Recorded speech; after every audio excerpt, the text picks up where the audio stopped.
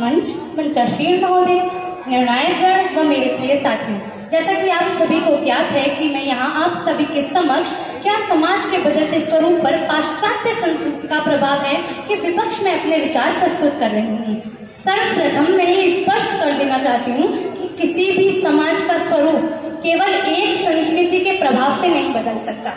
समाज का स्वरूप बदलने की प्रक्रिया बहुपरिमाणीय होती है, जिसमें आर्थिक, तकनीकी, राजनीतिक, शैक्षिक, वैचारिक अन्य सभी घटक शामिल होते हैं। ऐसे में इसका उत्तरदायी केवल पाश्चात्य संस्कृति को ठहरा देना न केवल अनुचित है, बल्कि ये हमारी सोच की संकीर्णता को भी दर्शाता है। आज का समाज स्वयं को बदलते युग के अनुसार बदल रहा है। इंटरनेट, मोबाइल, सोशल मीडिया जैसे तत्व समाज के बदलने में मुख्य भूमिका निभा रहे हैं और जो कि किसी भी संस्कृति के अंतर्गत नहीं आते हैं, ना ही पाश्चात्य संस्कृति के, ना ही किसी और संस्कृति के। और पाश्चात्य संस्कृति को तो दोष इसलिए दिया जाता है क्योंकि अक्सर लोग इसके भारी स्वरूप जैसे भाषा और पहनावा को देखकर ये समझते हैं कि इससे हमारे पारंपरिक मूल्य नष्ट हो रहे हैं। परंतु क्या संस्कृतियां इतनी कमजोर होती हैं?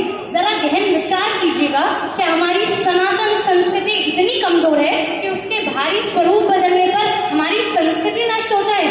कदापि नहीं। सत्यता तो ये है कि संस्कृतियां कभी नष्ट नहीं होती। सनातन संस्कृति कभी नष्ट नहीं हो सकती, वह केवल विकसित होती है। हम आज भी अपने त्योहार मनाते हैं, माता पिता का सम्मान करते हैं, पारिवारिक मूल्यों में विश्वास रखते हैं। तो क्या ये इस बात का प्रमाण नहीं है कि हम पर पाश्चात्य संस्कृति का प्रभाव नहीं है? इस कार्यक्रम को शुरुआत करने से पहले हमने माँ सरस्वती का पूजन किया, गणेश जी का पूजन किया। तो क्या ये इस बात का प्रमाण नहीं है कि पाश्चात्य संस्कृति का हमारे ऊपर प्रभाव नहीं पड़ा है, वास्तव में नहीं पड़ा है?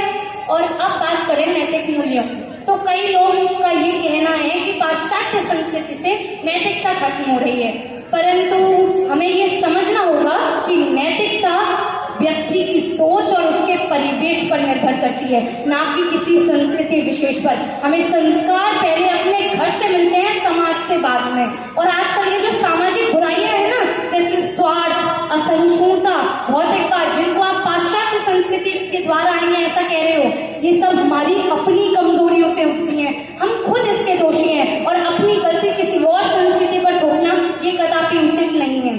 और यदि हम भारत के इतिहास में झांकें तो हम ये पाएंगे कि भारत ने सदा ही हर संस्कृति का खुले दिल से स्वागत किया है, चाहे वो मुगल हो, यूनानी हो या अंग्रेज हो। हमने हर संस्कृति से कुछ न कुछ सीखकर उसे अपनी परंपराओं में समाहित किया है। यही तो हमारी संस्कृति की सबसे बड़ी ताकत है, समावेशिता।